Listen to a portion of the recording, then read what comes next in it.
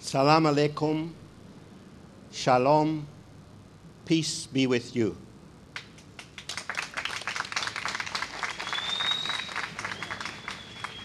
I have wished you peace in the three languages of those who are descended in faith from Ibrahim. I have good reason for doing so, for I believe there is only one God that we all share, Allah for you, Adonai for the Jews, God for the Christians. I believe also that all of these three faiths lived out in accordance with the original founding precepts of love for all mankind and respect for life itself are each in their own way legitimate routes to redemption. Why do I say this? Because I am a Jew and a devout Roman Catholic.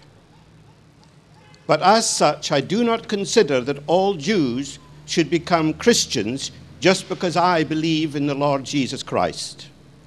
In fact, I believe I would be committing a grave sin if I made any effort to convert a Jew to Christianity, or, for that matter, to convert a Muslim to Christianity or to any other religion.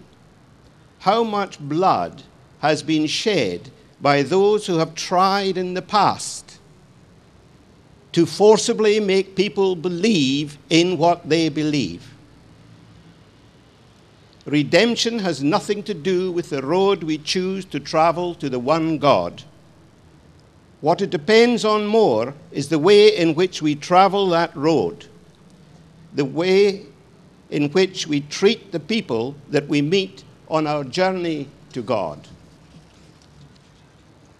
The history of the world tells of many attempts made by despotic regimes to kill off a particular group, race, or followers of a religious belief, such as the regimes that have existed in Iran for the past 90 years, going back to the founding of the Pahlavi dynasty. I want to give you two examples from my own family's experience. All the siblings of my father's parents were murdered in Auschwitz, that dastardly place, the killing fields of the Shoah, the Holocaust.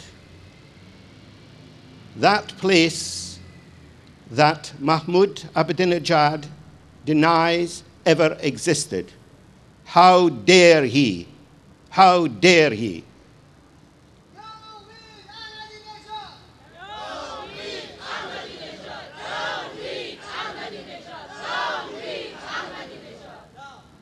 My mother's parents were forcibly removed in the pogroms from their little village in Ukraine in 1903. They walked through Europe with a horse and cart. On the year-long journey, my mother was born.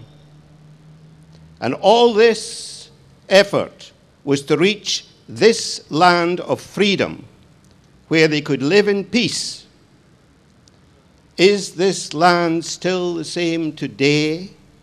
Is this a nation that turns its back on suffering of others around the world? But in spite of both my grandparents experiencing attempts to exterminate them, here am I today, a member of a wider family group of over 1,000 descendants from these two pairs of grandparents. Over 4 generations, they have grown to over 1,000 people. So my message is that these determined people of goodwill can never be crushed, can never be extinguished. And you, my dear friends, with your determination, you will never be crushed. You will be victorious.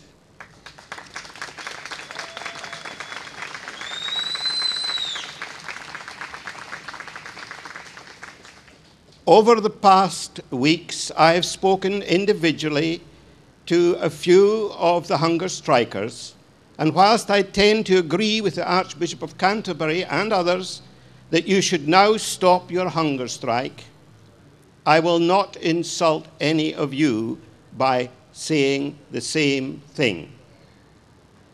For I know from my conversations with you that you will not give up, however we wrap up your submission in platitudes. Yes, you have done enough, but who am I to tell you to do no more? What you have done and what Ashraf has done in the past and is doing now is not just a localized skirmish of a handful of Iranians against the rulers of the country they love. No, this is a global issue. You are fighting a world war.